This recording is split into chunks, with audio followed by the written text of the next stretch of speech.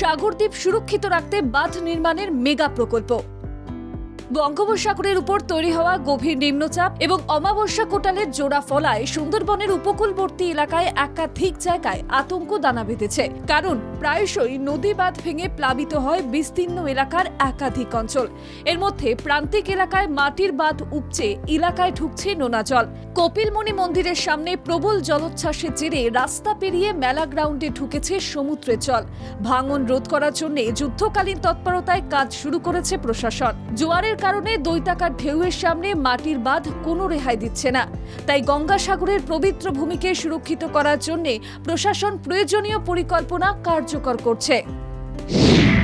সাগরদ্বীপ বাঁচাতে বাঁধ শক্তিশালী করতে বিশেষ পরিকল্পনা প্রশাসনের। ৮ কিলোমিটার এলাকায় উন্নত পদ্ধতিতে বাঁধ মেরামতের প্রয়াস। নয়া পরিকল্পনায় রাজ্যের ব্যয় বরাদ্দ ১,৯৬,০০,০০০ বেশি অর্থ। সুন্দরবন উন্নয়ন পর্ষদ বাঁধ পুনর্নির্মাণে বাড়তি গুরুত্ব দিচ্ছে। বর্ষার মরশুমে কাজ চলায় আশায় বুক বাঁধছে সাধারণ মানুষ। যে মানের ইট হচ্ছে এটা স্রোত টিকবে না, যেন আমার ইট যাকে বলে সেই রকম। আর খাঁচায় যে সংখ্যায় ইট দেওয়ার কথা সেই সংখ্যার ইট হচ্ছে কিনা গুনলে বোঝা যাবে।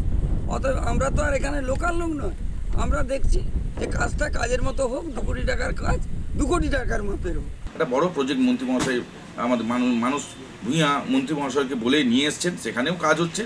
সাগরের বিভিন্ন প্রান্তে যাতে স্থায়ী নদীবাঁধ নির্মাণ করা যায় তার জন্য মন্ত্রী মহাশয় নিরলস প্রচেষ্টা করে চলেছেন। কেন্দ্র 1 টাকা না দিলেও বিজেপির সমালোচনা করতে ছাড়ছে না। বিরোধীদের এই রাজনীতির কড়া জবাব দিচ্ছেন তৃণমূল নেতৃত্ব। সাধারণ মানুষ অবশ্য কেন্দ্রের শাসকদের রাজনীতির গুরুত্ব না দিয়ে পাকা বাঁধ নির্মাণের দাবিতে অনড়।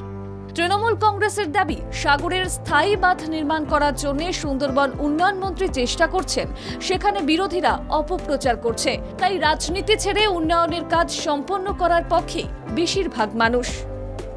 ব্যুরো রিপোর্ট, বাংলা জাগো।